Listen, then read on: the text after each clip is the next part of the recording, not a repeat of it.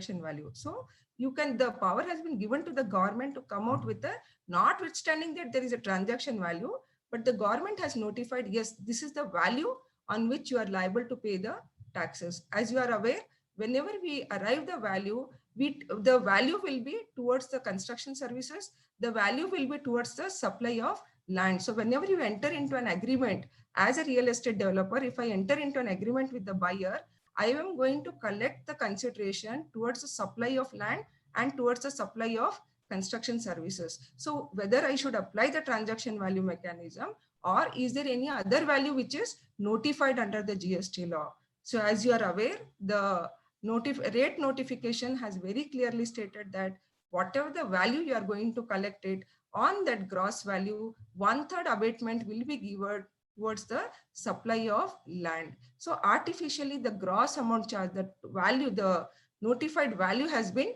arrived for the purpose of real estate to compute the taxes. Irrespective of your value of land, irrespective of your actual value of land, the law has come out with a mechanism of arriving the land value as 1/3 from your total consideration. So I think this we have to be very careful whenever we are going to look from the tax perspective and the value which we are going to arrive under the GST law.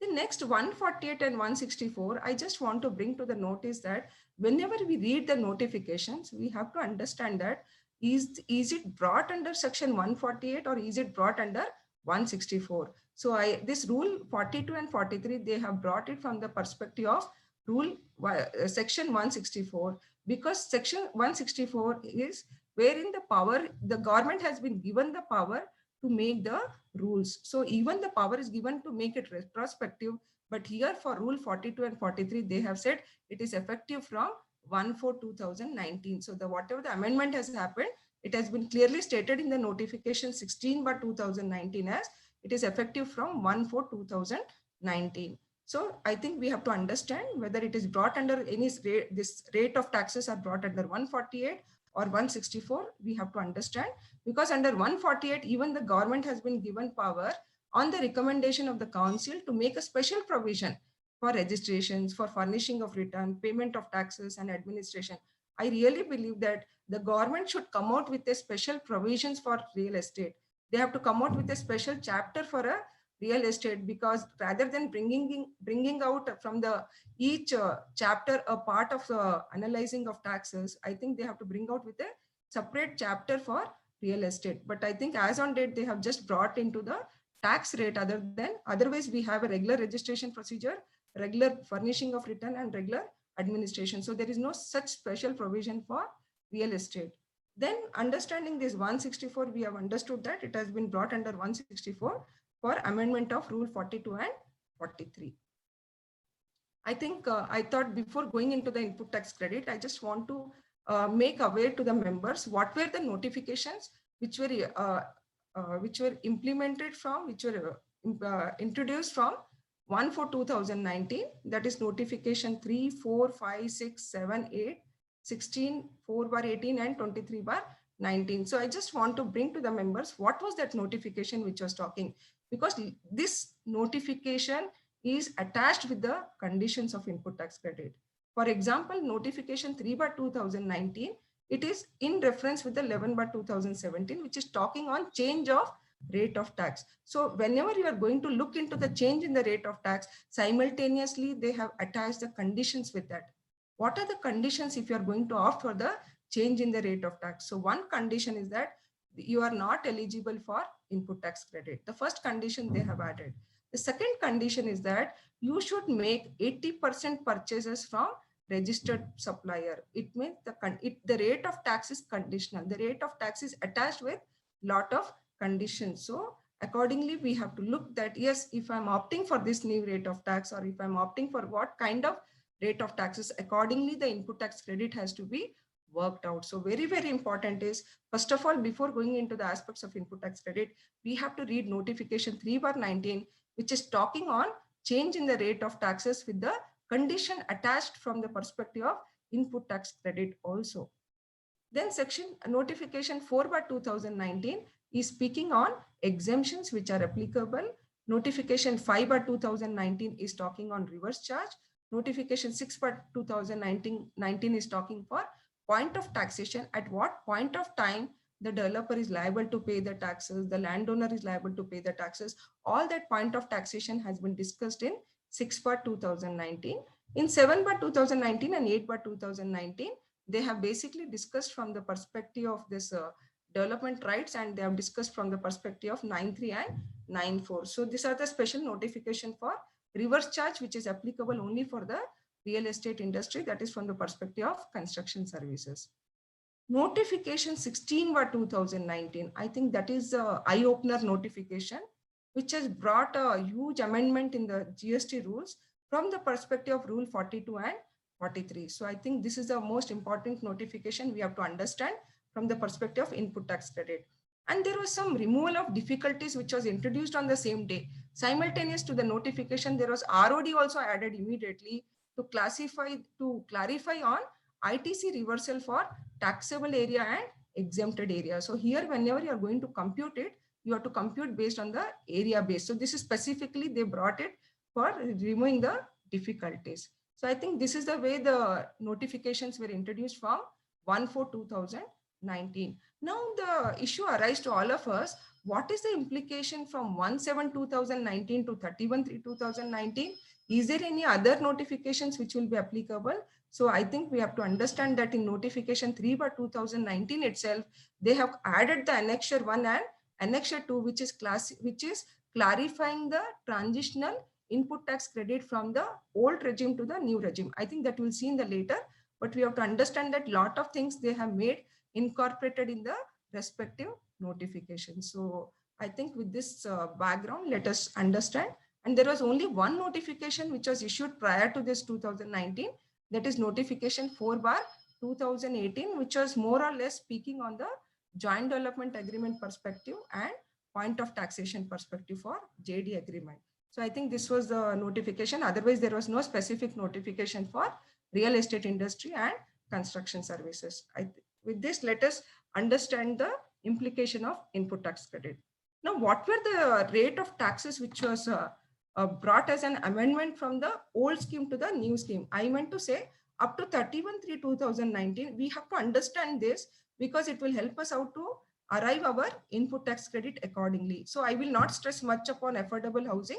I will just go more with the non-affordable housing, because as you all aware, affordable housing is the one where the value should be less than, gross amount charge should be less than 45 lakhs. And the area specified for metropolitan city is 60 square meter. And for non-metropolitan, it is 90 square meters. So they have defined what is affordable housing. So there is a specific rate of taxes for this kind of affordable housing scheme, which is actually 1.5%. But if you take 1/3 as a land value, then the effective rate under the new scheme will be 1%. Whereas earlier, the rate of tax was 8% with ITC. Now in the new scheme, they have come out saying that it is 1% without ITC.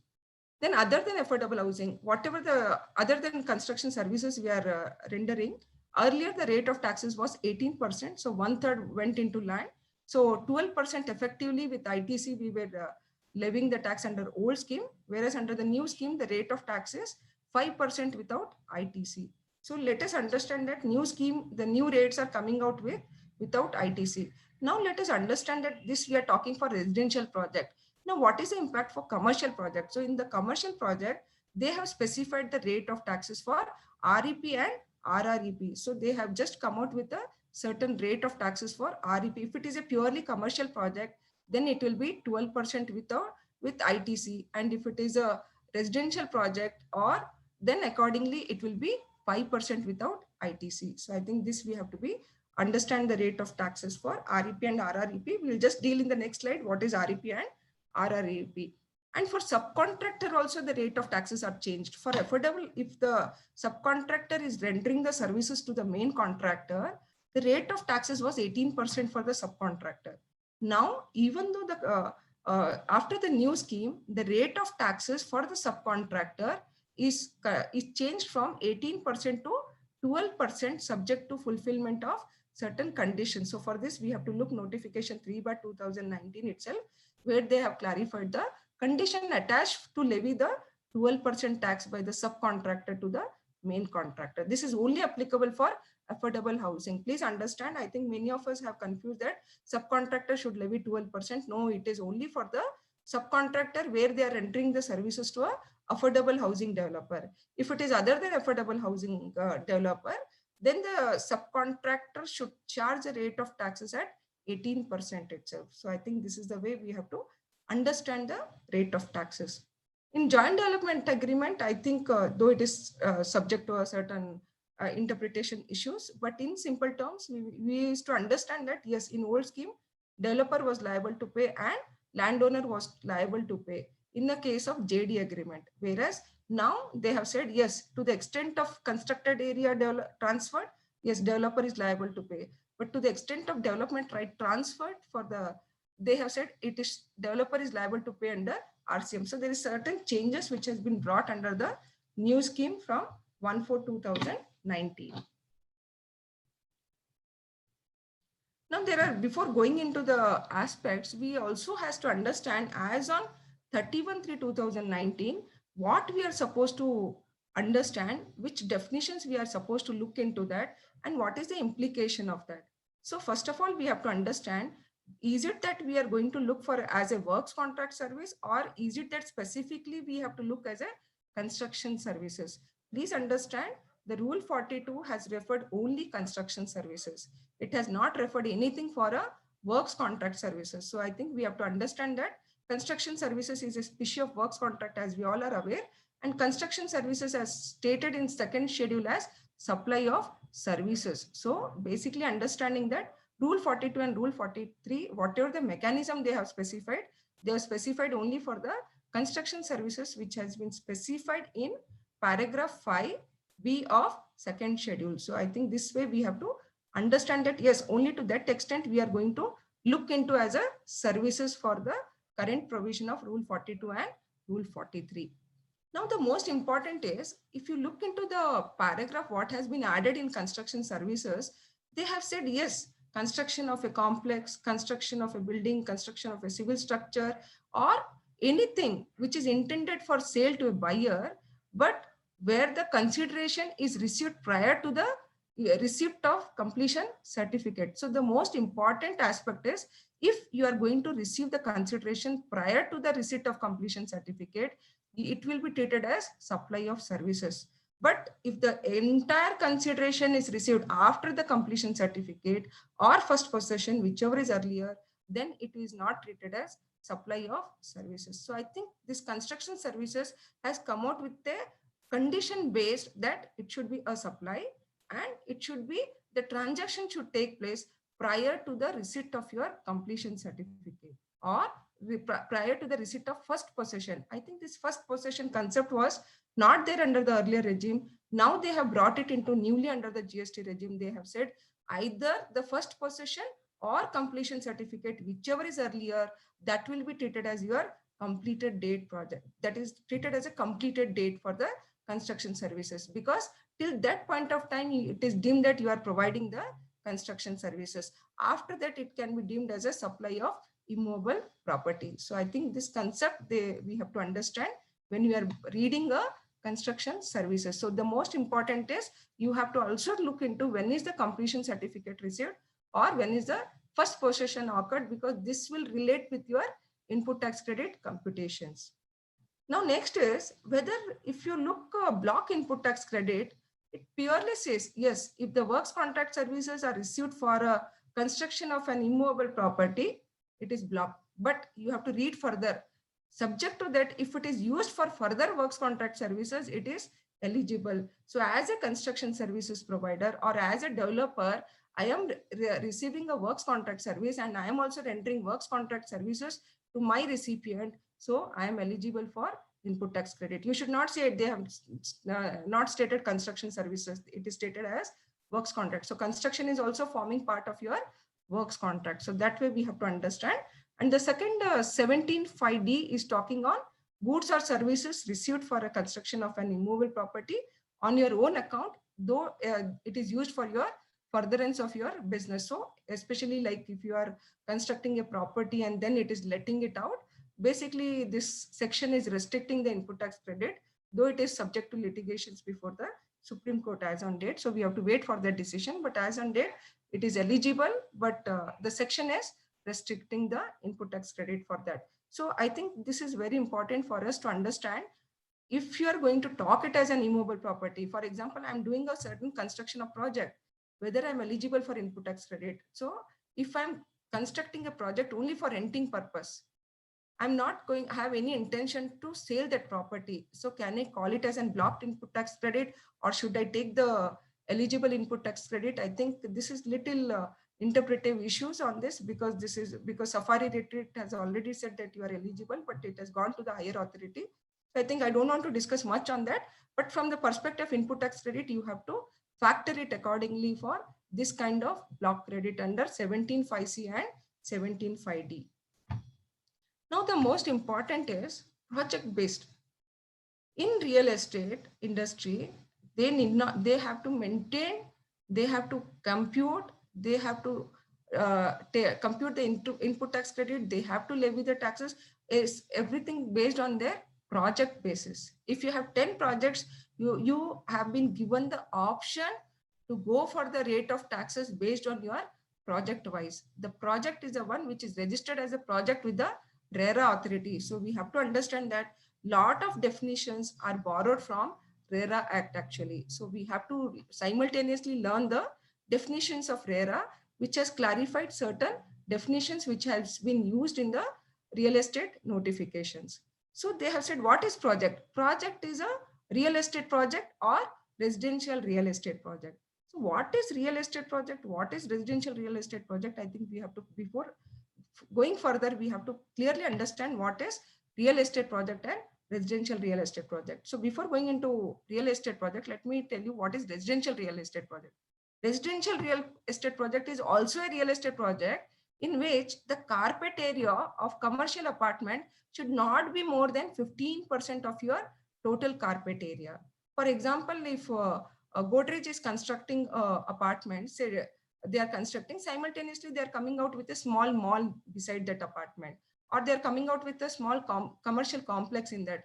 But if the total share of that carpet area of that commercial complex is less than 15% of the total carpet area, then still it will be called as RREP. That is, still it will be called as residential real estate project. So the most important is, if the commercial area, if the commercial carpet area is more than 15%, then it will be called as real estate project. But if it is less than 15%, then it will be called as residential real estate project. So very, very important for us, because in future slides, I will be only talking on REP and RREP. So please make it very clear. RREP is the one where the commercial share is less than 15% of total area, and REP is the one where the commercial share, that is commercial carpet area, is more than 15% of your total carpet area of that project. So this is the one difference between REP and RREP. Then they also has defined what is residential apartment and commercial apartment. So if you have to treat as an apartment as a residential apartment, you have to call it as an apartment which is meant for residential use, and it should be notified by RERA also that yes, it is a residential apartment. And what is commercial apartment? Commercial apartment is the one which is other than the residential apartment. So this is the way the terminologies we have to understand. And then the most important is, what is ongoing project? Ongoing is nothing but it is in work in progress. It's still on a running basis. It is not yet completed. So in that case, what they are saying is, what are the conditions to be fulfilled to treat it as an ongoing project? Why this is important? Before looking into the conditions, we have to understand that this is very important, because only if you are an ongoing project, you have the option to go for new rate of tax. You have a choice to go for new rate of taxes or old rate of taxes. If you are not an ongoing project, you don't have the option for going the new rate of taxes or old rate of taxes.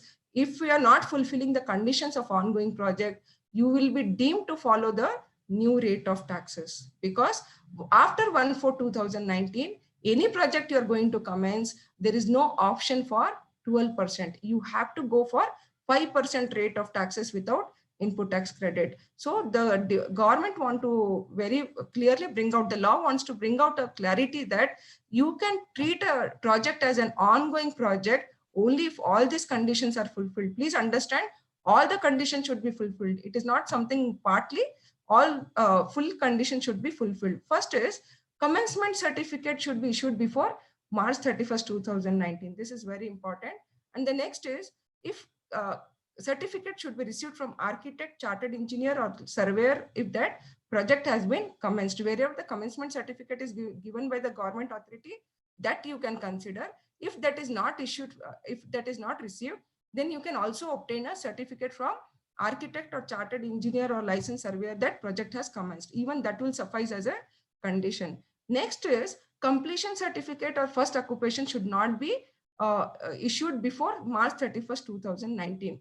Because if it is already issued before March 31st, 2019, then you cannot treat that project as an ongoing project.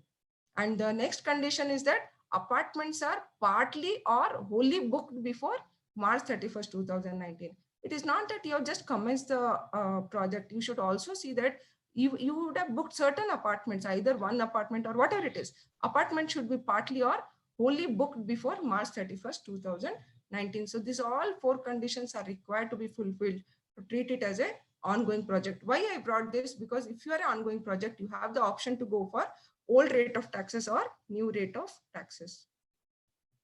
Why I wrote here apartment booked before March 31st. What do you mean by apartment booked before March 31st, 2019? So even that is also defined in the notifications. What is that? They are saying time of supply for part of construction prior to 31/3/2019. That is, you can call it as an apartment which is booked prior to 31/3/2019 only if the time of supply has occurred prior to 31/3/2019, or at least one installment you would have credited to your bank account, and there is some sale agreement which has been entered prior to 31/3/2019. So if these conditions are fulfilled, then only you can call it as an apartment booked prior to 31/3/2019. So I think this is very, very important to understand ongoing project. Along with the ongoing project, we also have to read apartment booked on or before 31/3/2019. These all conditions are important to treat that project as an ongoing project. Now next is carpet area. Why I have specifically written here as carpet area? Because carpet area plays very, very important role. In the GST law, they have not referred built up area. They have not looked into saleable area, super built up area, nothing. They have just said carpet area as defined under the RERA Act. So whatever is defined in RERA Act, the same definition of carpet area will be applicable for this notification. So for any computations of our input tax credit, we have to rely only on carpet area. Specifically, they have used the word carpet area in all the rules and notification. So we have to be very careful whenever we are doing a computations of our taxes and input tax credit. Now the next is project which commences on or after 1/4/2019. What do you mean by this? So even they have defined, what do you mean by project which is commencing after 1/4/2019?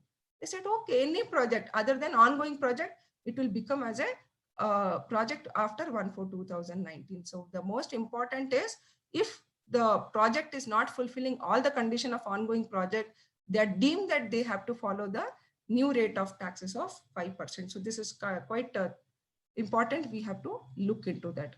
Please understand, on 1/4/2019, you should also see that if there is a change in the rate of taxes, you should also look into the time of supply, whether new rate of taxes will be applicable or old rate of taxes will be applicable for certain type of transactions. Because earlier the rate of taxes was 12%. Now the rate of taxes is 5%. So please, as on 1/4/2019, whenever you are going to do the analyzing, please look this time of supply prior to 31/3/2019, because this will also play important role to arrive the input tax credit pertaining to the transactions where the time of supply has occurred prior to 31/3/2019 and post to 1/4/2019. Because if the time of supply has occurred prior to 31/3/2019, you will be enjoying the credit. But if the time of supply has happened post to 1/4/2019, then you may not be enjoying the input tax credit as on 31/3/2019. So we have to be very careful to understand the arrive the time of supply on 31/3/2019. So to arrive those event, you should look what is the due date for completion of a milestone, when is the money received, or when is the invoice raised. The transition period, you have to be very careful. Accordingly, your input tax credit mechanism will be playing an important role to decide a eligibility and reversal of input tax credit whenever the transaction is having a time of supply. The most important is during 2019, you have to see as on 1/4/2019 for any activity, whether TOS is prior to 31/3/2019 or time of supply for that transaction is after 1/4/2019. So we have to look into this to arrive our input tax credit as on 1/4/2019. Whenever you are looking for change in the rate of taxes from old rate to the new rate of taxes. So effectively, let us understand the rate of taxes. I will not discuss on affordable. I'll just discuss on non-affordable. So if it is RREP is residential. So the rate of tax is 5%. We are clear, new rate of taxes. If it is RREP, I'm writing commercial, but still I'm saying 5%. Why? Because the share of commercial area is less than 15%. So it is deemed that it is kind of residential project only.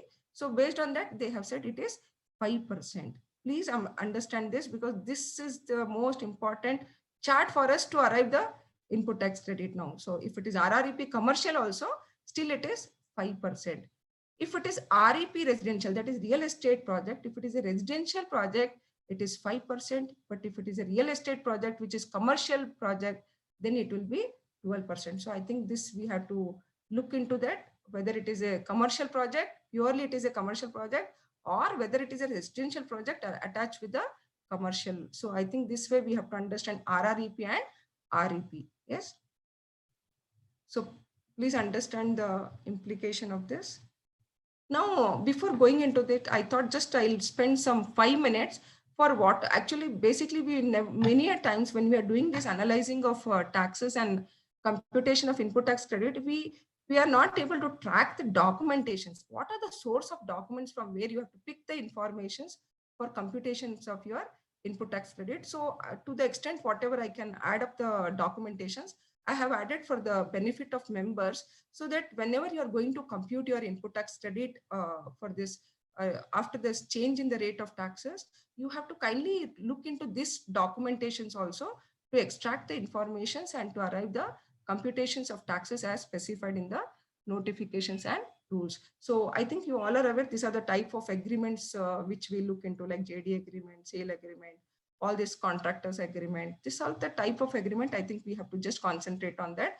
Then nextly, we also have to look certificate also, because this certificate will help us to decide whether there is a completion of project, whether there is a commencement of project, whether this project is sanctioned, whether we have to obtain the chartered accountant certificate in certain issues, like they have specified in 1 or 2 scenarios where your procurement is more than your consumptions to arrive the input tax credit. They said, yes, you have to obtain a chartered accountant certificate or cost accountant certificate to arrive this input tax credit as on 31/3/2019. So I think this all, whether it is RERA registered, it has to be RERA registered, then only it can be called as a project. So you should obtain these documents to understand that, is it a RREP, is it a REP, what is registered under the RERA Act, what are the information furnished for RERA, what is the carpet area which has been furnished to the RERA authority. I think this will help us out to extract the data and compute the input tax, compute the taxation for GST law also.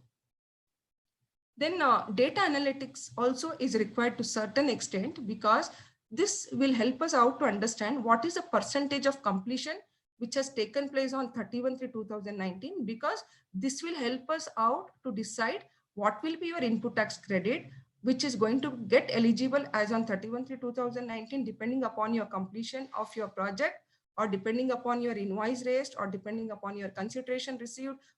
So there are a lot of factors which you have to look into when you are computing your input tax credit as on 31/3/2019. So we have to look even this, what is the completion percentage which has been arrived on 31/3/2019, and you have to compare what has been declared to the RERA authority also simultaneously to understand. And then we have to also understand what are how many apartments are there, how many apartments are booked, what is the carpet area of residential apartment, what is the carpet area of your commercial apartments. I think these are the pre-informations which are required for us to compute the taxation and input tax credit. Then what is the transitional credit which has occurred on 31/3/2019? I think this is the most important area for all of us actually to look into that whenever, especially you are going to do the audit of 18/19, and accordingly, please look into the, especially if we are handling real estate, please re-look into the impact of this transitional credit if they have opted for new rate of taxes. Then time of supply, we have already discussed installment, allotment letter. I think this is fine for you. Then liability payment also, I think this is, you all are well versed with this credit ledger and all. There are certain self-declaration which we have to make. The law has not specified. I think these are the declarations which we have to keep it ready whenever we are going to compute, whenever we are going to assess the input tax credit. When is the first possession declaration? Why I said first possession? You only have to self-assess. There is no competent authority which will determine that it is a first possession. For completion certificate, we have a competent authority, but for first possession, we don't have any competent authority. So we only have to self-assess and take a declarations to compute our input tax credit. Why? Because as on that, I have already told you, it will be the date of completion or date of first possession, whichever is earlier. That will be your completion date. So this first possession declaration, I think we have to take a self-declaration. Then declaration by the developer that value of this affordable housing is 45 lakhs. What are the invoices issued between 1st April to 10th May? Why this is required? Because on 10th May, you are supposed to give a declaration to the government that, yes, I will continue with the old rate of taxes. So I think you have to look into the invoices issued during that period. And also you should say, yes, this project, I'm considering it as a real estate project, or this project, I'm looking it as a RREP project. So these are the certain prerequisite informations which will be, which have to be analyzed before working upon the data of a input tax credit. So I'll not go much with this. I think you can just go through this. This will be shared with the members. So that way you can look into that. Now let us come to the topic of input tax credits. I think before that, I just want to bring one more information. This project-wise inward supplies of registered person, that's data collections, whatever we are talking here, project-wise inward supplies of registered purchase and unregistered purchase. So if you have opted for new rate of taxes, we also has to, or you are under the new rate of taxes, we have to maintain a separate documentation for project-wise, whatever the inward supplies of registered purchase and unregistered purchase. Why this is required? Because you have to compute every month whether you are making a purchase of more than 80% of registered purchase or not. Because at the end of the year, again by June of this month, you also have to compute on a yearly basis whether overall the condition of 80% from registered purchase is fulfilled or not. Why this is required? Because I already told you, if you have to opt for the new rate of taxes, you have to fulfill certain conditions. So first condition was input tax credit is not eligible. Second condition is that 80% of your purchases should be from registered supplier. So I think this way the bifurcation is required to maintain a detailed books of accounts. So accordingly, you can compute your input tax credit. If it is less, then it will become your liability. So I think this is important info. We are waiting for the annexure, which is not yet notified, which are supposed to be notified and which are supposed to be given by the June of this month, which is specified in notification 3/19. But as on date, I'm not able to see in the portal that they have notified any such annexure to compute the more than this under 80% registered purchases. So I think this we have to wait and just see what we can do on that actually. So capital goods also we have to maintain separately, and input services, we have to maintain the separate inward registers. I think this is the basic documents we are looking. Now the most important, now let us come to the topic, what we are going to discuss in detail. This is a topic of input tax credit. I think if we understand, many times we should not look only with the rate of taxes. We should also see the impact of our input tax credit, whether it is going to be adding to your cost or whether it is a beneficial, whether it is eligible, whether it is ineligible, because ultimately if it is not eligible, it becomes a cost. It becomes a cost of construction.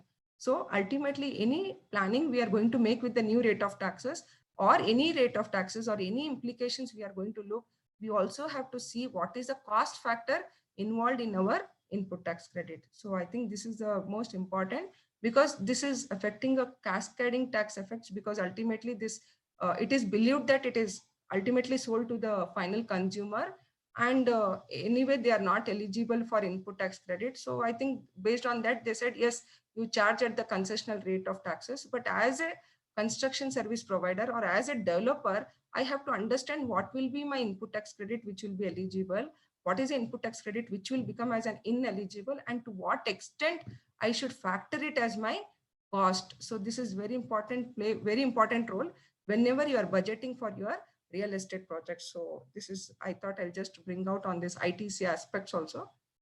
So if we look input tax credit, especially for construction industry, nothing, we are going to apply the regular sections, regular provisions, that is 17(1), which is directly dealing, yes, this is based on your self-assessment basis. So whatever the credit is eligible, you decide on your self-assessment to what extent you have used it for your business purpose, to what extent you have used it for non-business purpose. So I think, for example, if I'm, say I'm a developer, I have procured say 100 AC, out of that 10 ACs I have shifted to a managing director's house, or I've shifted to an employee's house. So should I call it as a non-business or should I call it as a business? I think here it plays role. But if it is something beyond the business, if you are doing anything as such, to that extent, input tax credit should be disallowed under 17(1). And the concept of non-business purpose has been brought only under the GST law. This was not there under the erstwhile law, specifically in the VAT law, but in the GST law specifically they brought, yes, on your self-assessment basis, you decide to what extent of your input tax credit is used for your non-business purpose. That is specified in 17(1). Then apportion your input tax credit, whatever the credit you are having, you decide what is your taxable activity, what is your exempted activity, and accordingly you restrict your input tax credit to the extent of exempt supply. So I think this is basic provisions which we are applying, and accordingly we'll take it further. 17(3), especially if you see the specifically they have defined exempt supply, and they said for the purpose of input tax credit apportionment, exempt supply also include sale of land, exempt supply also includes sale of completed building. So whether this exempt supply, whatever they have specified, whether whatever the value of land I'm going to collect from my buyer, should I treat it as a sale of land and should I reverse my input tax credit? Or should I say, no, there is no question of exempt supply, because this is talking purely of sale of land. This is not talking of supply of land. So I think that is the interpretations which is going on. And on supply of land, whether to be treated as an exempt supply and reverse the input tax credit, there is no clarity as on it.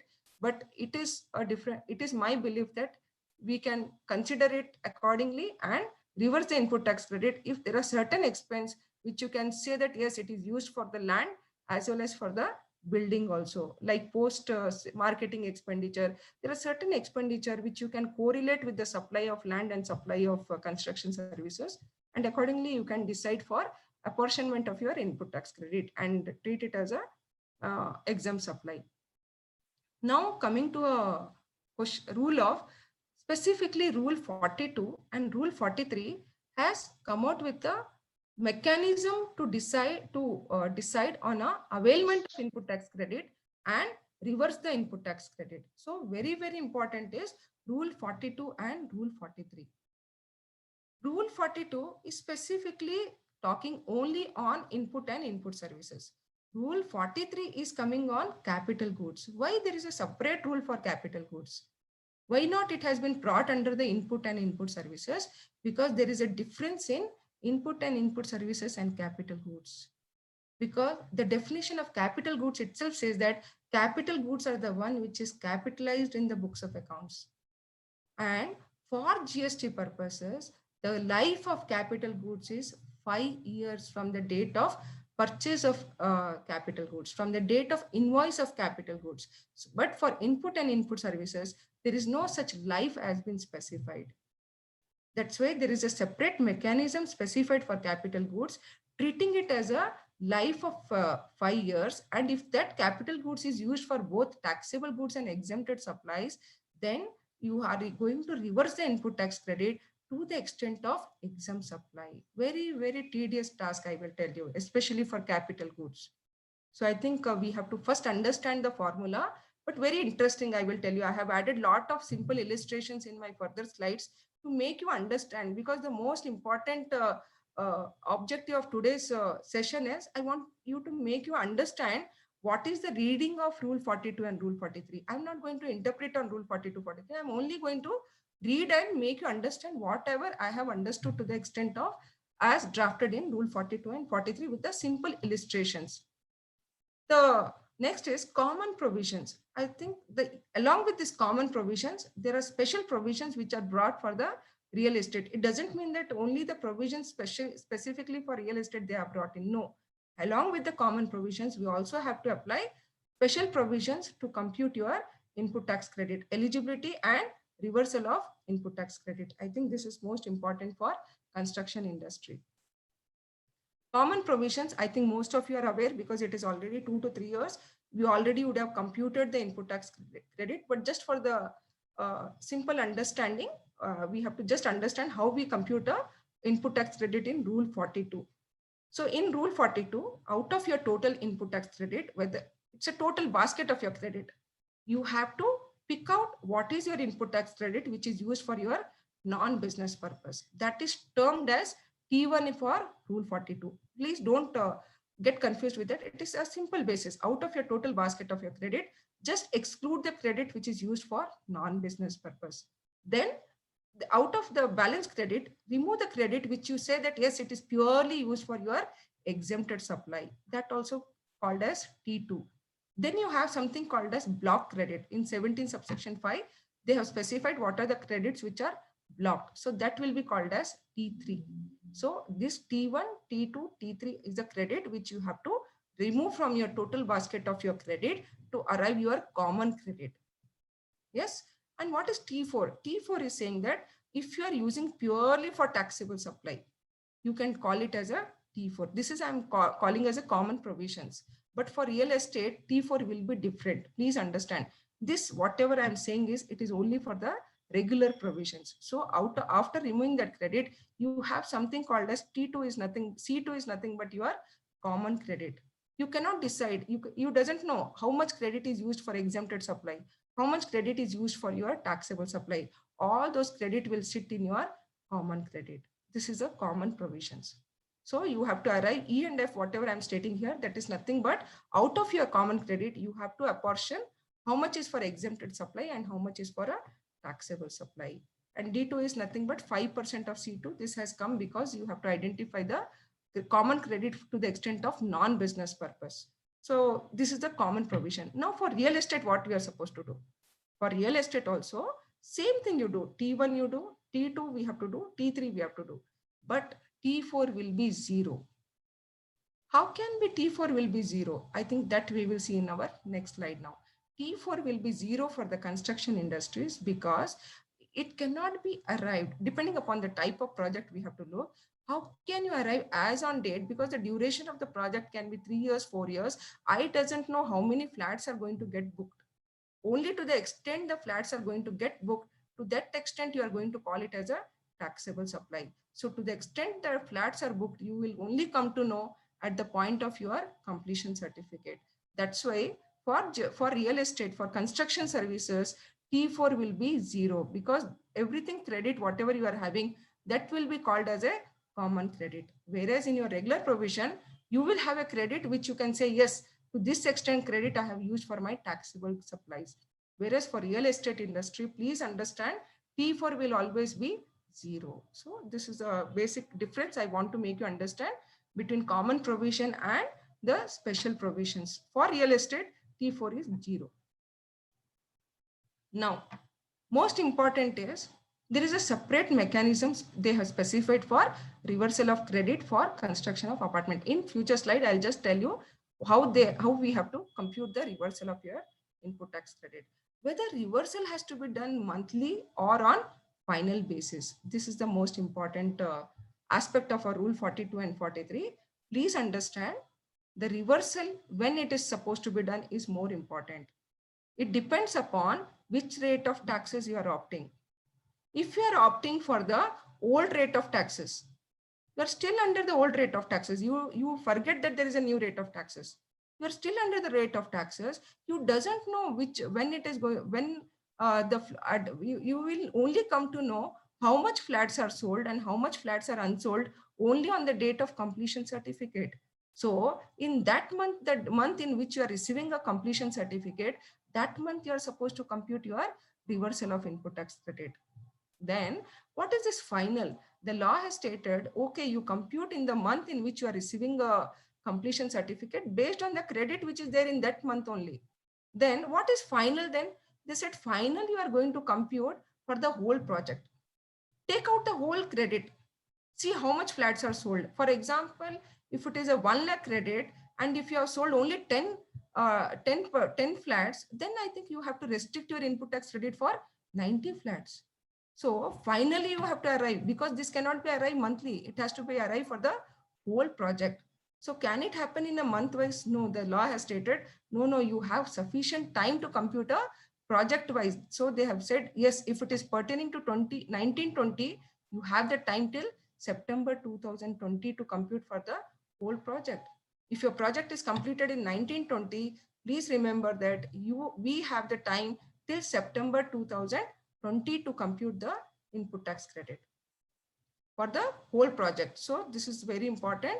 Reversal either monthly or finally will be deciding depending upon the type of project, depending upon the type of rate of taxes we are opting into that. So we have to be very clear. It's a very simple. Only thing is we have to just understand. Logically, we have to understand, yes, this is right. This may not be monthly. This may not be finally. So I think this is the way we have to understand. We'll see in our next slides. Then reversal should be based on our carpet area. We have already discussed on that. It should not be on your value of apartments. It should be based on your carpet area. The next is credit used for taxable service should always be 0. I think we have discussed T4 will always be 0 for construction industry. And please remember, value of exempt supply and taxable supply should be computed project wise and tax wise. So for separately for CGST, separately for SGST, and separately for IGST has to be computed. And each project wise you have to compute rule 42 and 43. It is not like overall we used to take under the erstwhile law. It is each project wise we have to compute depending upon the type of project and rate of tax opted. Then the next very important is interest computations. So why I wrote like relief from interest is available. So I think if you remember, we get a relief from interest.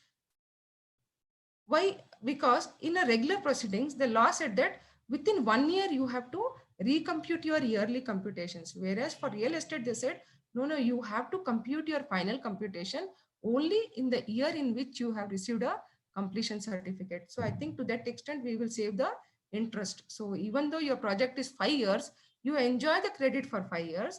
At the end of the 5 year, whenever you are going to receive your completion certificate, at that point of time, you compute your reversal of your input tax credit. After that, in the till next September of that year, you have the time to compute the reversal of input tax credit. Only they said from April to September. Otherwise, in the regular provision, what was happening? Every year we were supposed to pay the interest. Whereas here they said only the interest will be computed from 1st April, only based on project wise. It is not like 5 years project, 5 years interest will be there. Interest will be there only for the next 6 months if it is computed in the year. Say for example, 1920, my project is completed in say May 2019. So I am given the time to compute the reversal of input tax credit till September 2020. So if I'm not completing the, if I'm not doing that computation of reversal of input tax credit, then I will be liable to pay the interest. But what the law has stated, the interest will be leviable only from 1st April 2020 to 30th September 2020. You need not calculate for 19, 18, 17, nothing. You are only required to calculate reversal of input tax credit interest for 1st April 20 to September 2020. Say your project would have commenced in August 2017. So you need not compute the interest for every year. You compute the interest only for this 6 months if you are going to compute your reversal of input tax credit by September. I think this is the relief we are getting from interest. Otherwise, 5 years project, 5 years interest. You have already enjoyed the credit for 5 years, but still you need not pay the interest. So this is the best concession we have. And please remember, this concession is only for D1 and D2, and it is not for T1, T2, and T3. So I think T1 is non-business, T2 is exempt supply, and T3 is block credit. For that interest relief is not there. Interest relief is there only for D1 and D2. So I think this is one of the point I thought I'll bring out to the members. So these are the 4 type of projects I think which we have to analyze to reverse your input tax credit. Because if you see the rules, if you see the computations, if you see the annexures, we get with multiple options actually. But depending upon, first of all, you have to test which project is it. Is it an ongoing project or is it a new project? New project, no option. You are going with the new rate of taxes. So no question of credit. If it is an ongoing project, I have written RREP ongoing project. It should be first of all residential real estate project. It should be ongoing project. And you have said, I am opting for old rate itself. So when you're opting for old rate, let us see how to compute the input tax credit. For first option, I think you will take little time. But once you understand this option, I think it is easy for you to understand the other options for your reversal of input tax credit. Say, for example, if you are under RREP, what I said, RREP is residential real estate project where you are going for old rate. So you have forgotten that there is something new rate of taxes. So for you, it doesn't make difference. What they said, okay, you file annexure 4 to the government. Yes, we filed it. I am enjoying the credit. I am eligible for credit. Yes. But when I am going to reverse the credit? Only at the time of completion certificate. Why? Because I don't have anything as exempt supply until I receive a completion certificate. I will have exempt supply only after completion certificate. What will be that exempt supply? That exempt supply will be nothing but my unsold flats. So to the extent of sold flats, it will be taxable supply. To the extent of unsold flats, it will be exempt supply. So till that date, I don't know what will be my exempt supply. So I need not make any reversal in any of the month to reverse under Rule 42. I will be enjoying the credit because I'm under the old rate. I am charging regular at 12%. I'm enjoying the credit. I am going to reverse the credit only in the month in which I'm going to receive a occupation certificate or completion certificate. So very, very important. You are going to receive only in the completion certificate. Till that you enjoy the credit. Enjoy the credit in the sense you can avail that credit in your returns. Illustrations. For example, say ITC is 10 lakhs. I'm enjoying the old scheme. I am not looking into anything as new rate. And I received in the month of December 2019, I received a completion certificate also. So in that case, what they're saying, to the extent of unsold, it becomes an exempt supply. So to the extent of unsold, it is 40,000 carpet area. So your input tax credit is 10 lakhs. So 10 lakhs into 40%. So because if you see flats unsold is nothing but exempt supply.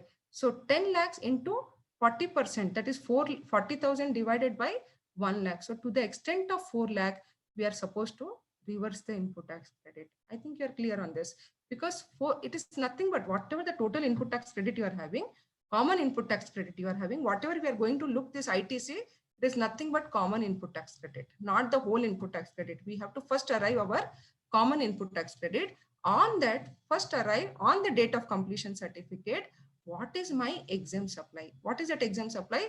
On that date, you calculate what is the carpet area of your sold flats, what is the carpet area of unsold flats. To the extent of unsold flat, we have to reverse the input tax credit of 4 lakhs.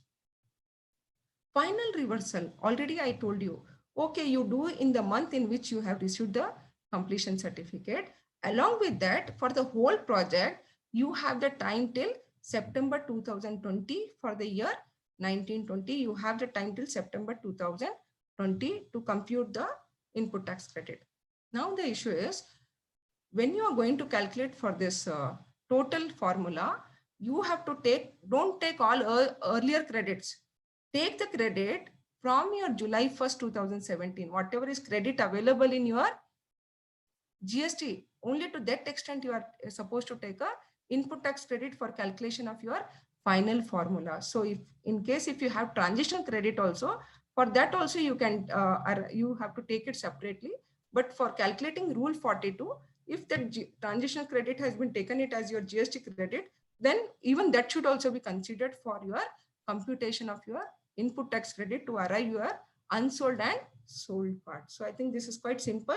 To the extent of unsold, it's an old rate, no change in the rate of taxes. I'm enjoying the input tax credit only on the date of completion certificate.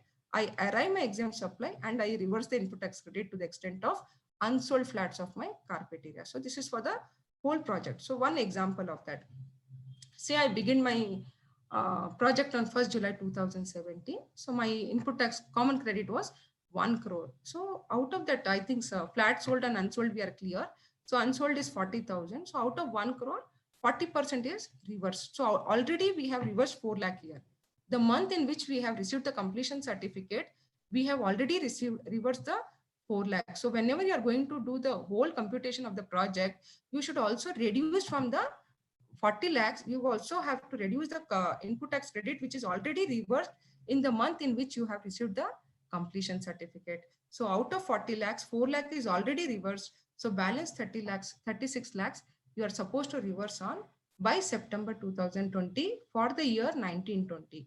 Subject to that, completion certificate or first possession should happen in 2019-20, and you have opted for old rate of taxes.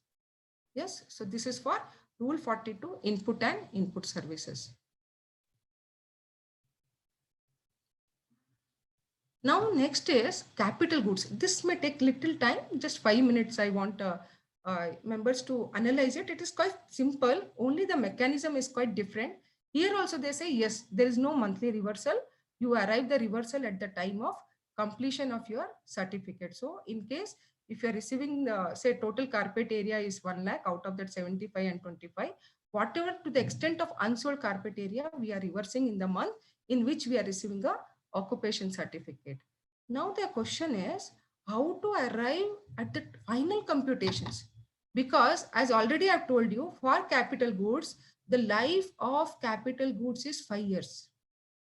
So on the date of completion, the capital goods would have been used for only part of the year, like 2 years, 3 years, 4 years. So it might be above 5 years. So above 5 years, no question.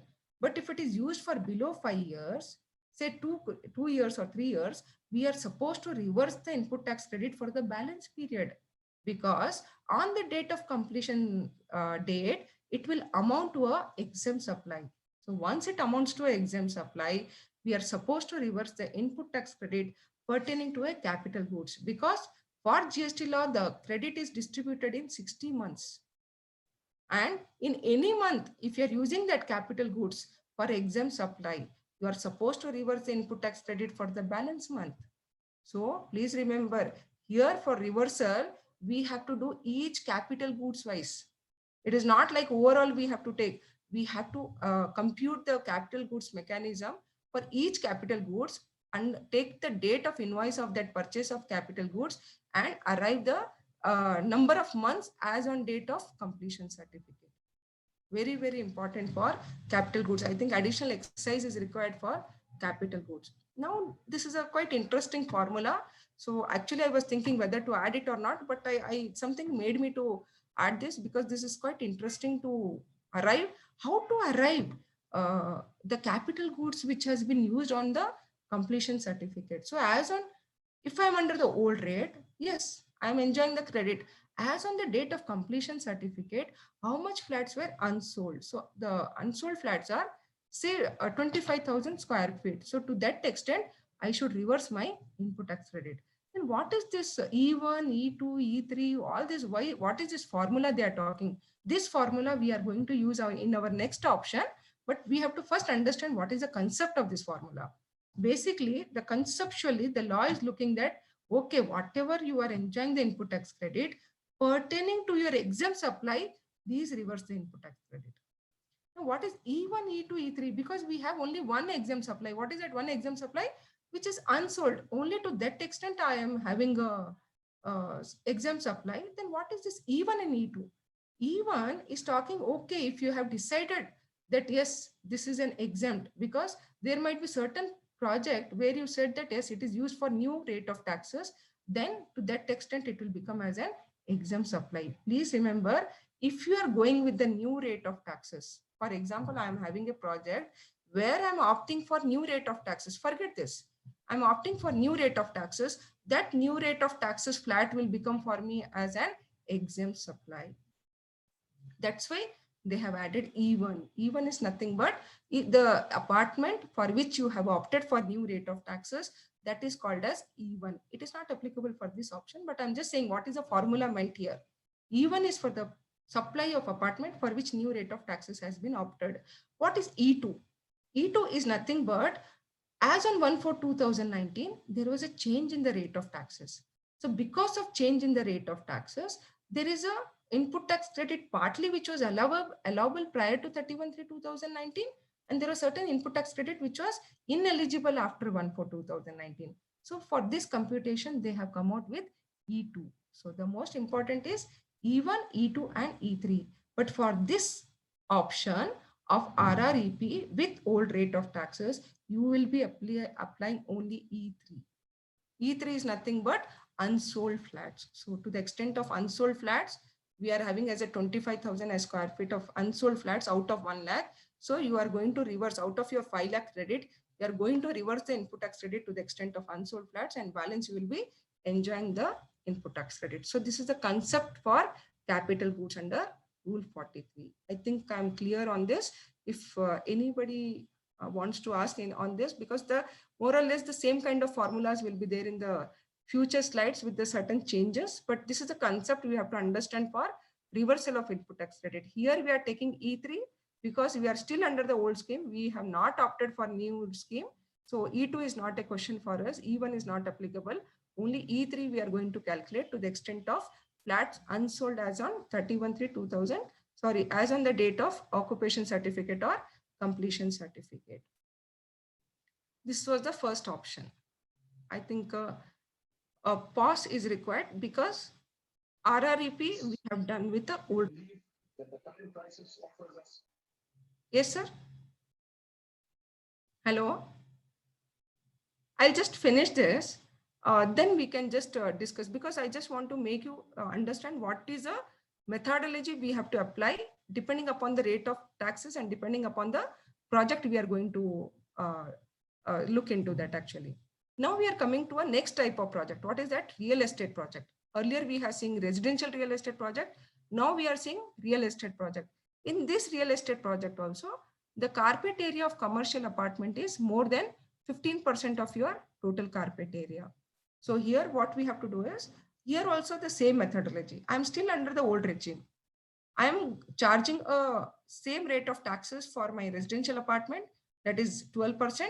For commercial apartment also, I don't have any concession. So I'm charging the regular rate of taxes. So I can enjoy the credit for residential apartment also. I can enjoy the credit for my commercial apartment also. So I need not do any monthly reversals, because as on date, I am not able to arrive my exempt supply. I know it will be arrived only at the time on which the completion certificate is issued. That is what Rule 42 sub Rule 1 is saying. Reversal in month in which CC is obtained. You reverse only in that month. Till that time you enjoy, you set off with your liabilities. Only at that point of time you will come to know what is the input tax credit which has to be reversed. More or less like RREP project only, not much changes. Only in this you will have commercial apartments separately, whereas in RREP project it will be purely residential apartments. So same example, I think we are more or less understood. Here we have to consider unsold flats of not only residential, you also have to consider unsold flats of your commercial flats also to compute the reversal of input tax credit in case of REP projects. So same thing like final reversal we have to do. One is the reversal you have to do in the month in which you are receiving completion certificate. The other reversal you have to do by the end of the September. So here I have stated as before September 2020 because I am taking the completion date as December 2019. So accordingly, I will be reversing the input tax credit for the, I will be recomputing the input tax credit for the whole project to the extent of sold flats and unsold flats, and I will be recomputing for the whole project. Yes. So this is again the example. Please remember, it is more, everything is same like RREP. Only thing is I'm just adding the commercial apartments here to make you understand that REP project includes even the commercial flats also. So it's like same thing for capital goods also, no monthly reversal. The reversal will be made only at the time of receipt of your completion certificate. And please see that credit on monthly basis will have to be reversed depending upon the proportion of capital area. So the month in which you have received the occupation and completion certificate, you have to be very careful in computing the input tax credit in that month, because you should take the credit only pertaining to that month. Don't take all earlier period and compute it. You only arrive the credit what is there in your credit ledger in that month, and out of that you arrive, okay, in this month, what is my unsold, what is my sold flats. Only for that month credit, that month common credit, you reverse to that extent and show it in your form 3B. So don't take last 10 months, 12 months, 1 year, don't take all that. That whole project recomputations has to be done in a overall basis, and it has to be separately computed and furnished by next September. But as on that date, if you're able to do for the whole project also, then also I think you can recompute it accordingly. There is no bar on that.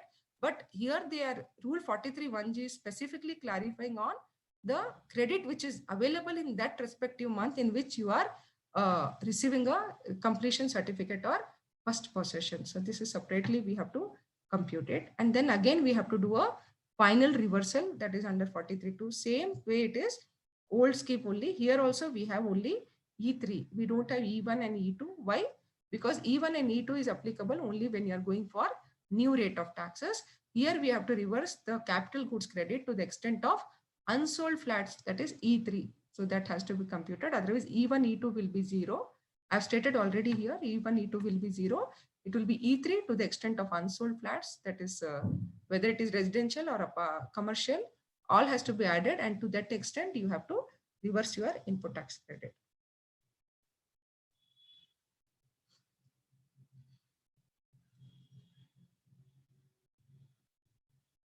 Yes. So I think we have done the easy part actually, the most easy part of our rule 42 and 43. So before going into the next slide, I just want to summarize in brief that this project is either it can be real estate project or it can be residential real estate project. It is opting for the old rate. It is not at all opted for any new rate of taxes. So for this kind of projects, don't do any monthly reversal. You are supposed to do the reversal only at the time of receipt of your completion certificate.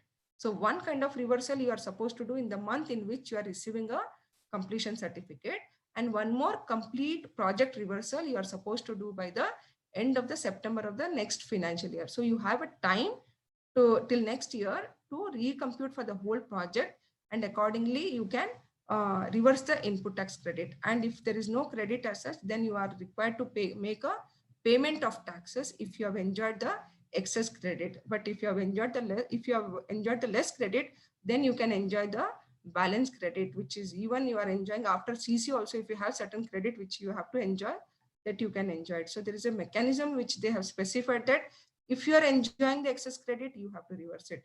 If you are not enjoying the credit which was supposed to be enjoyed, then you can take that credit in your form 3B. So I think this computations plays very, very important role to compute the reversal of input tax credit.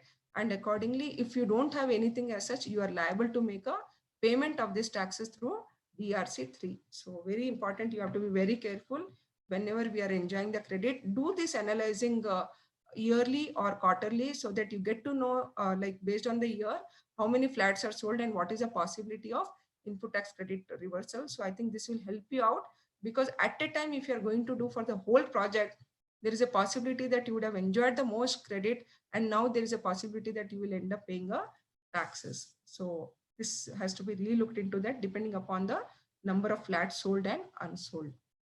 Though the law is requiring you to compute on project basis, but it is internally analyzing is better you look into that every year, so that you get an idea to what extent tomorrow the input tax credit is going to get reversed.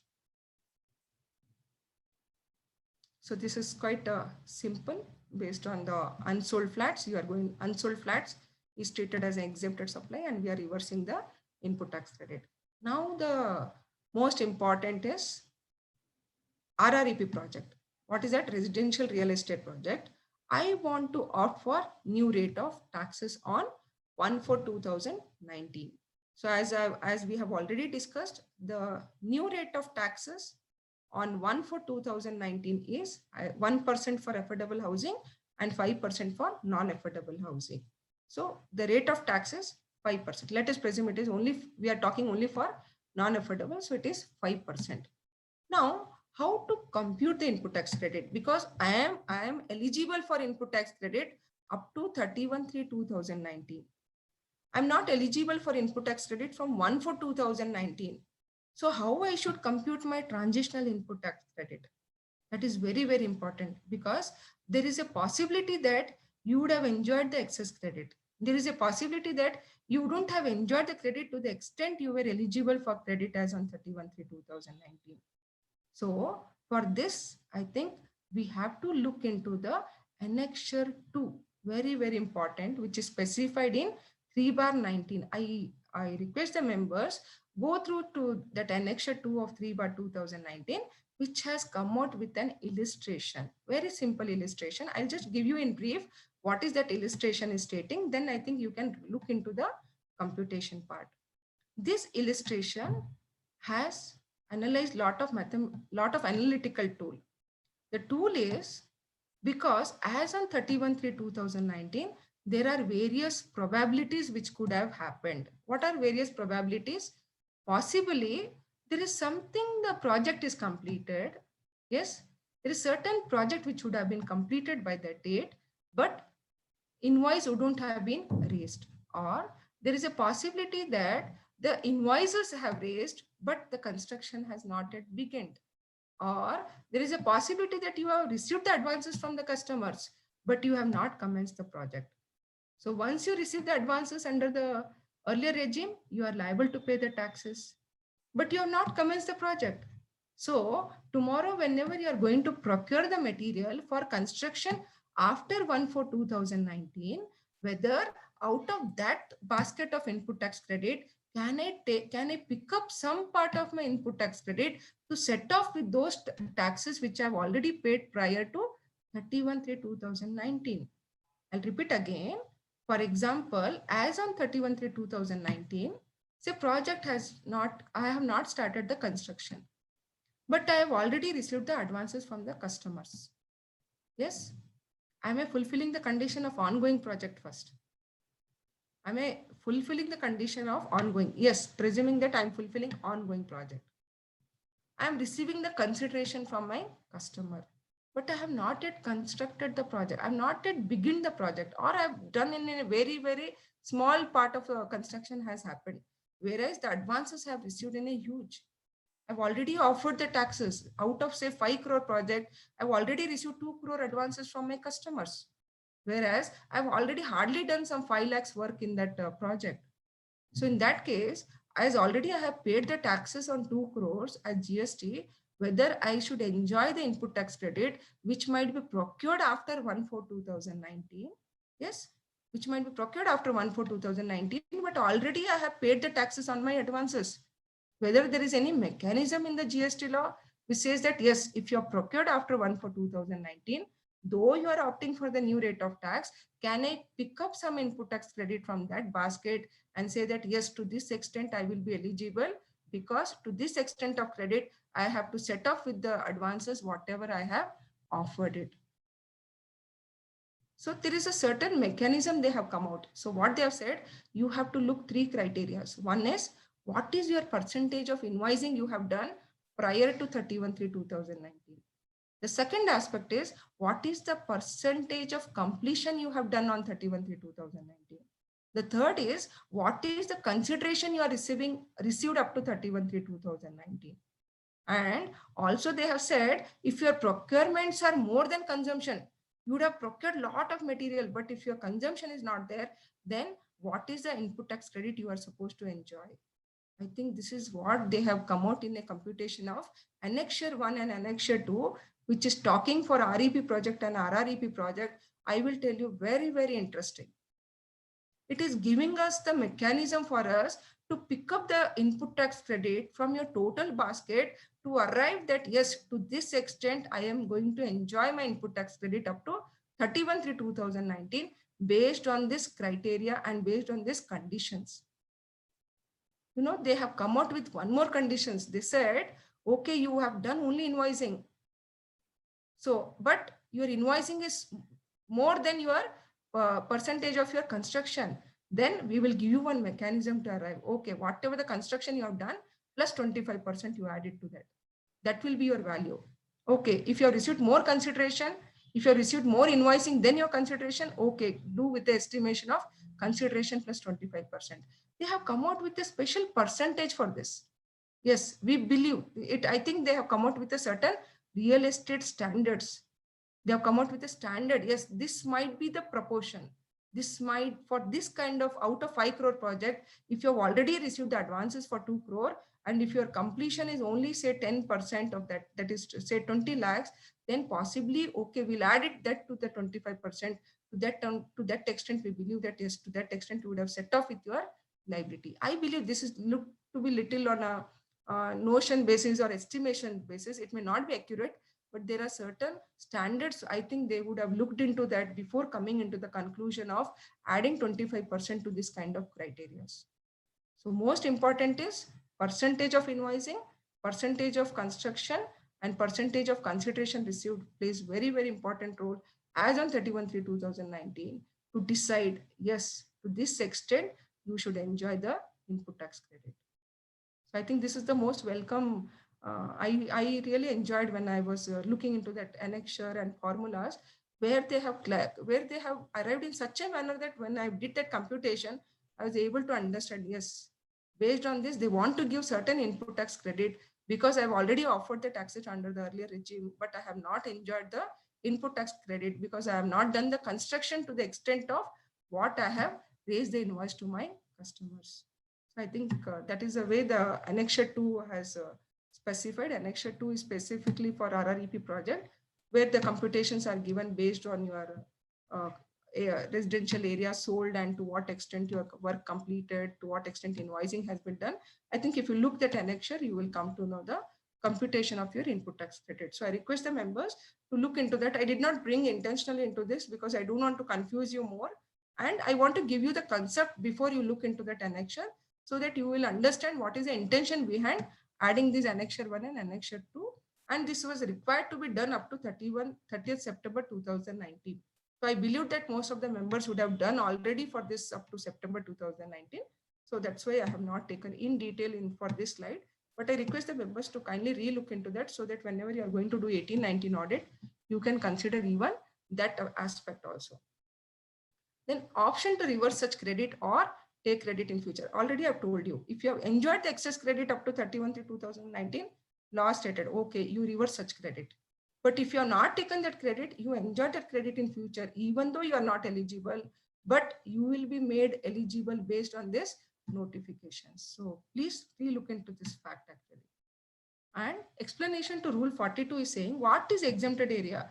They said exempted area include carpet area on which tax is payable at new rate. Why I brought this? Even if you're paying the taxes at new rate, that supply is also called as exempted supply for the purpose of reversal of input tax credit. Please note this important point. This is a quite illusionary, but this is what it was there even under the SENVAT credit rules where you were opting for abatement. Similarly, for GST also, they brought it. Okay, if you're enjoying instead of 12%, you're paying 5%. Okay, that supply is also a exempted supply for reversal of input tax credit. Please understand it is only from the perspective of input tax credit I am stating on that. Even unbooked apartment is considered as exempted. That we are very clear on that. And no reversal of credit on monthly or final after receipt. Why is it no reversal? Because already whatever you are supposed to do for the new project, you have already done on 31/3/2019, where the time was given for you to compute up to September 2019. If you have already done the computation, anyway, you are opting for the new rate of taxes. And very clearly, the law has stated that exempted whatever the new rate of taxes you are charging for your supplies, even that will be treated as an exempt supply. So there is no question of reversal of credit under Rule 42. Because anyway, every month you are not eligible itself. So nothing you have carried forward till the date of completion certificate or the till date of your first possession. So there is nothing, no question of reversal of your input tax credit. That is very clearly in Rule 42.5. They said, yes, you are enjoying new rate of taxes. That new rate of taxes is without any input tax credit. You are not carry forwarding any input tax credit. Why? Because you are charging new rate of taxes. That new rate of taxes, nothing but it is a exempted services. So based on that, no reversal of credit on monthly or final basis for RREP projects when you have opted for new rate of taxes. Yes, I think to certain extent, I'm just trying to make you clear that what you're supposed to do as on date also for this kind of project. So anyway, we are clear. And please remember, every computations we are doing on monthly basis also. So whenever you're going to do for this kind of tax, anyway, it is reversed every month. So I think you have to do only month on month basis. Anything, nothing will be eligible because everything will become as an exempted supply here. So based on that, there is no question of input tax credit. Other than that, if there is any other taxable supply, then I think that you can consider. But here from the construction services perspective, I'm talking that it is purely an exempted supply. So no question of common credit, no question of reversal, no question of interest, nothing is there. Treat it like an exempted services and treat it like your input tax credit as your cost, and accordingly you can carry forward. You can take it. So it will be reversed totally in your books of accounts. So even for this also, when you're going to opt for, please remember Annexure 1 and Annexure 2, they have come out only for inputs or input services. According to my view, they have not clarified what we are supposed to do on capital goods as on 1/4/2019.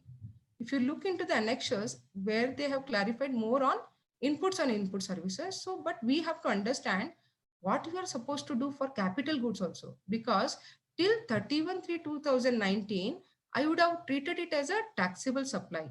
After that, my project has gone into new rate of taxes. So it will become like an exempt supply.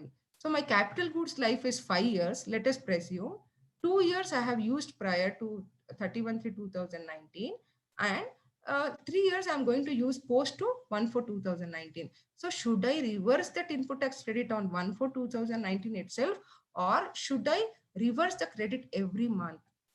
Please remember, it has to be done every month on the portion, because you don't know which capital goods and what is the life of asset of that capital goods. You have to arrive based on each capital goods, and accordingly you have to compute based on monthly basis. Monthly basis, you have to arrive your exempted supply, and accordingly you have to reverse the credit. Why I'm saying exempted supply month basis? Because every month you will have a exempted.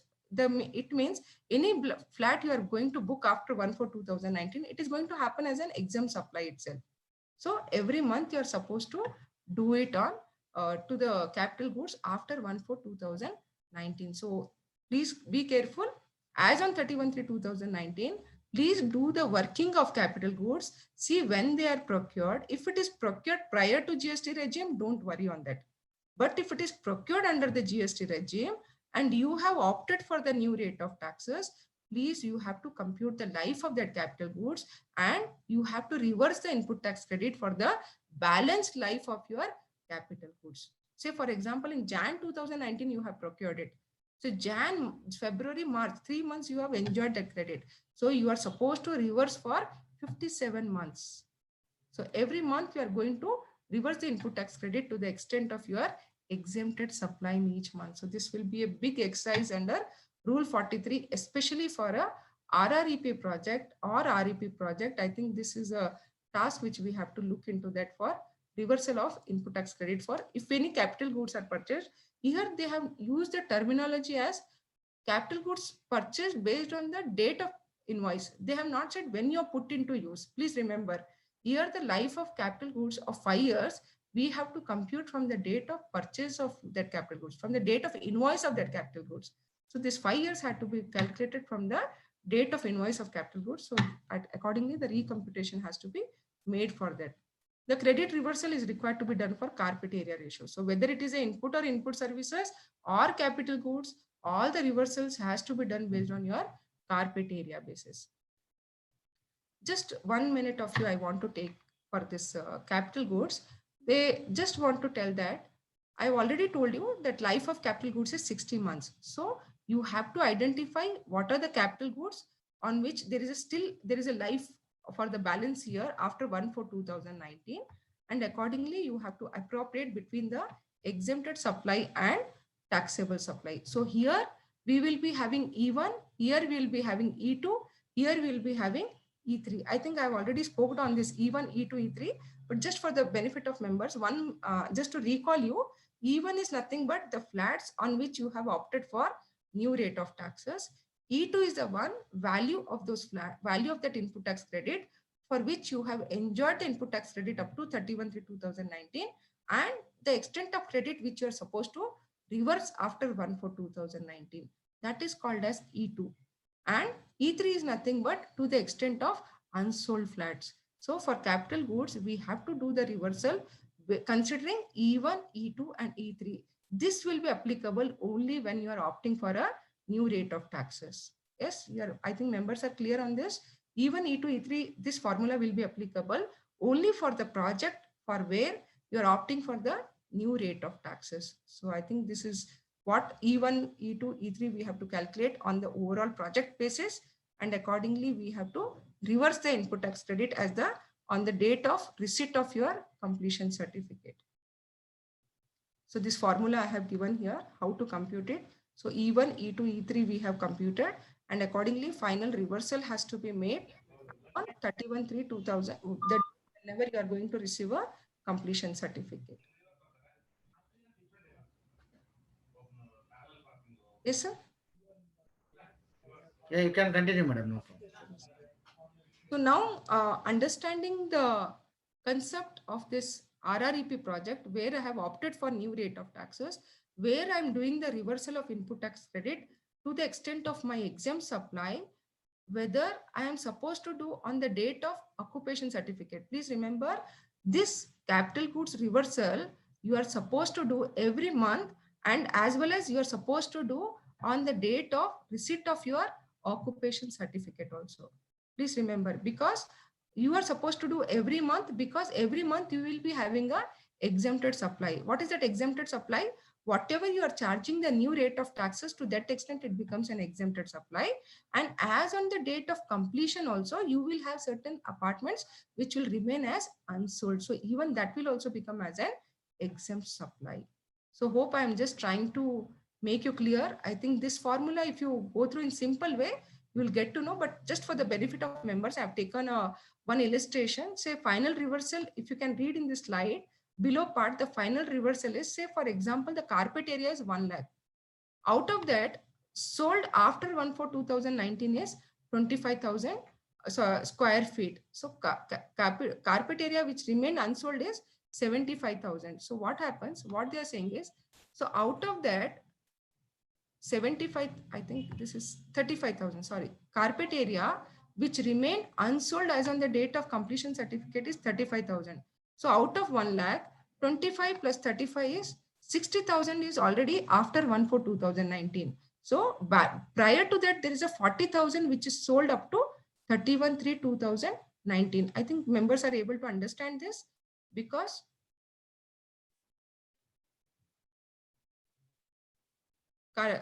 out of 1 lakh, we have already sold 25,000, 35,000 is unsold, and 40,000 is sold prior to 1/4/2019.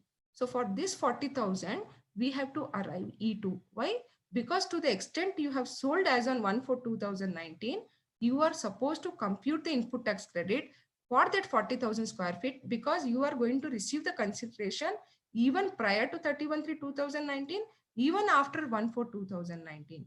So what the law is saying, whatever you are receiving after 1/4/2019, for those projects, you are supposed to reverse your input tax credit. So you will be enjoying the input tax credit only to the extent of consideration or the time of supply which has occurred prior to 31/3/2019. Please let us look. This is very, very important for all of us to understand.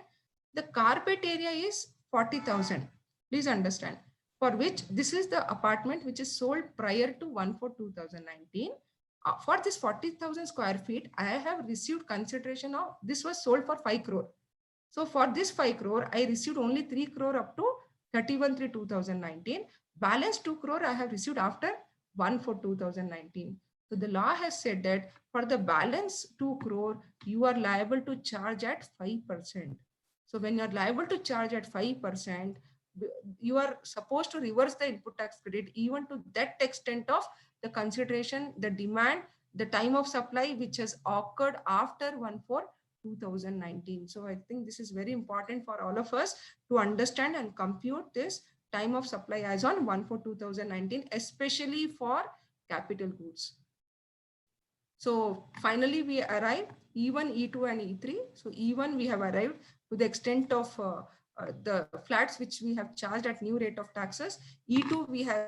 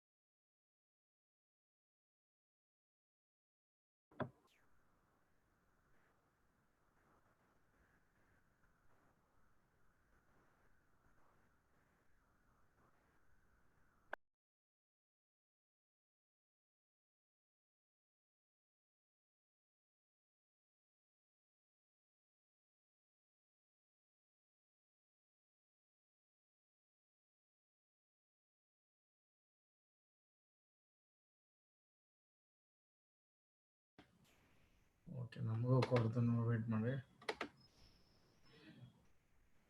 Hello, dear members, kindly bear with us. There is an internet connection problem at the speaker end, so I request you to wait for few minutes.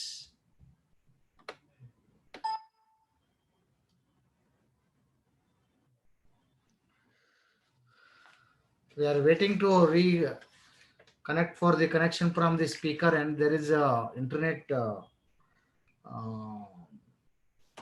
problem. Dear members, the tomorrow session is on the opportunity available for CA and SMEs via NSC Emerge platform and how SMEs can tackle issues related to delay payment by Mr. B. Gauri Shankar, Regional Head BD South, National Stock Exchange of India, and CA Yogesh Jain is going to address.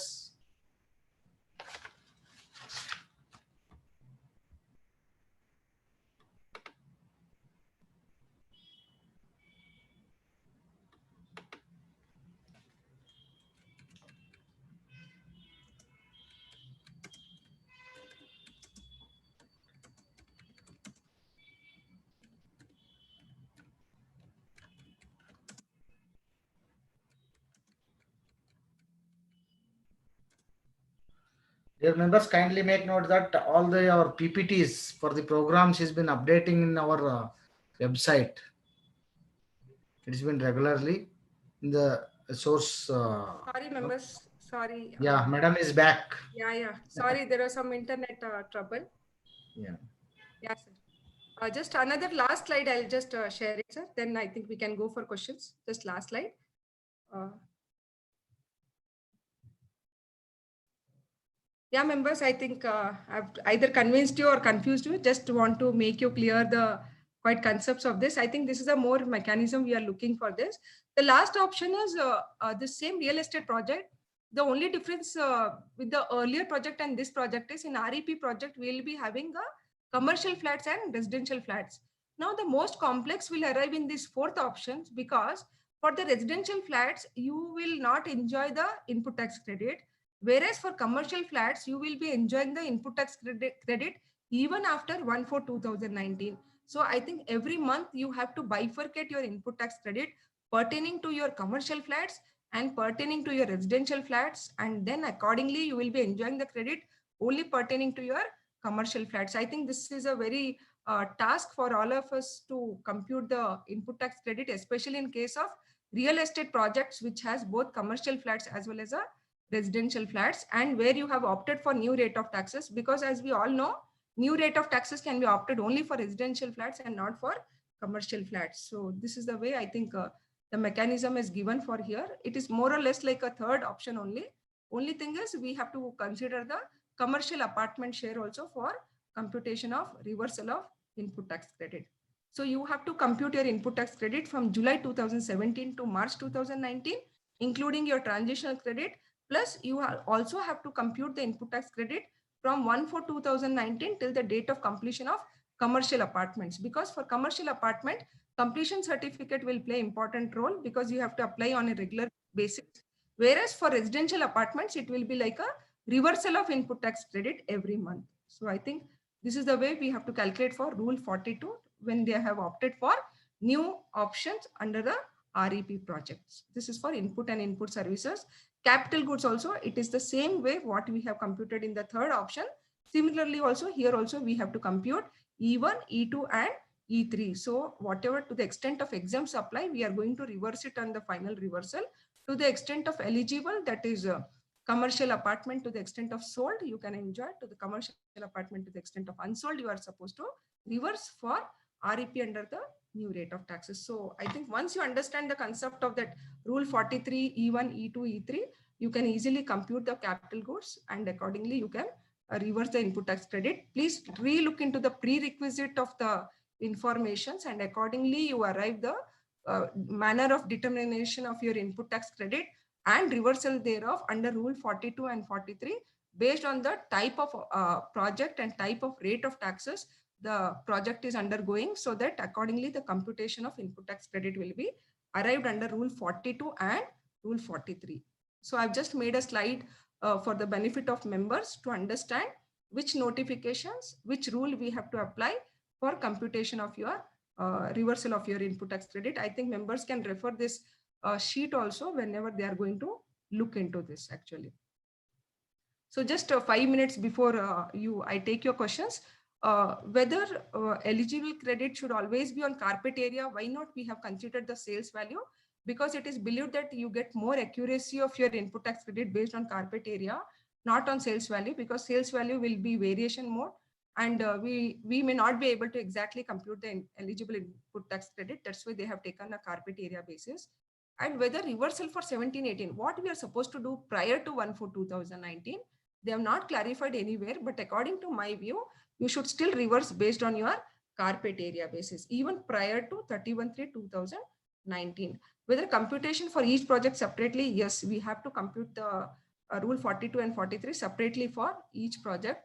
Computation on monthly basis and not annually. You have to, depending upon the type of project, you have to decide where the monthly basis formula has to be applied and where annually it has to be applied. Accordingly, you have to work on monthly basis and annual basis. Whether 1/3 of deduction for land can be taken as exempt supply, we have already discussed. This is a litigation issue on this. But if you think any common expense which you have used it for the both kind of supply, I think to that extent you can show it as an exempt supply. And the most important aspect I was looking into when I was reading the rules, they have not amended the sections, whereas they have amended the rules for real estate. So I think there is a requirement to amend in the law also, amend in the sections also, especially 17.3, to bring more clarity on exempt supply. So I think that is what we are looking from that. And I think the shortfall of 80%, we have to wait for the annexure.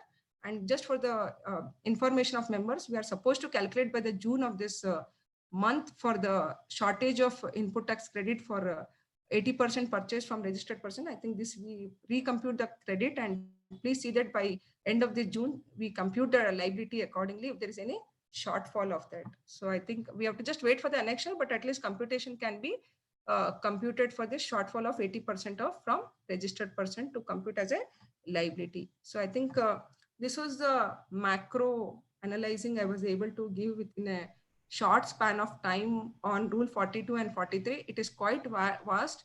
When we compute it, we get to know a lot of issues we are getting. But what I understand is if you understand the concept and mechanism, then I think it will be easy to apply the formulas, and accordingly we can compute the tax credit and reverse the input tax credit according to the manner as has been specified for real estate industry. So I think with this, I hand over to the chairman, and I request the members, if you have any issues, you can just. Madam, I think for me it is 4 questions is pop-upping here. Yes, sir. So it is an what is the GST rate for the landowner under JD prior to 1/4/2019? Can landowner pay 5% GST? See, prior to 1/4/2019, there was no question of 5%. 5% has arrived only after 1/4/2019. So 5% rate can be enjoyed even by the developer, 5% rate can be enjoyed even by the landowner as long as they are providing a construction services. 5% is not applicable prior to 31/3/2019. And dear ma'am, if the company has input credit of rupees 4 lakh as on 31st March 2019 Yes, sir. and has not commenced the project till March 2019, Yes, sir. company still is in process of getting project approvals and opted for new scheme of 5% Yes, sir. and So I not think, yes, sir. and not started the project till date, that is June 2020, and expected to commence by December 2020. What will happen to input credit of rupees 4 lakh and company has only this project, no units sold or advances received, not done anything related to I same? think it is advisable for that companies to show it in their monthly return and carry forward and get it credited to their credit ledgers. So once the project is commenced and once the taxable activity is done, then accordingly they can set off their input tax credit against the tax liabilities. So they can carry forward, sir. There is nothing to be written off as such. Once the project is commenced, as long as they're procuring, they have not commenced the business. Once they're procuring, let them get registered under the GST law and let them disclose in their monthly returns. So once the project is commenced and once the taxable activity has taken place, they can adjust this input tax credit against that liabilities. The statement that the computation should be each project is confusing. There is no clarity like that. No, it's see, we have to understand. We have to look this from the RERA perspective also. Whenever we are seeing, for example, there are 5 towers. Whether all 5 towers are covered under one project or whether each tower is covered under each project. That way we have to compute. If all the towers are under the one project, then the computation of credit has to be made under one project. So we have to see how it is project under the GST law as well as with the RERA. So for this project wise, you have to look RERA also, how it is determined under RERA. So if it is a project under RERA, it will be project under GST law also. In all the slides, explanation given shows that it is for the registered person and not for any given project. Please clarify. Not for the, yes, sir. Not for the not for any given project. In all the slides, the explanation given shows that it is for the registered person and not Yes, for any given project. Please yes. clarify.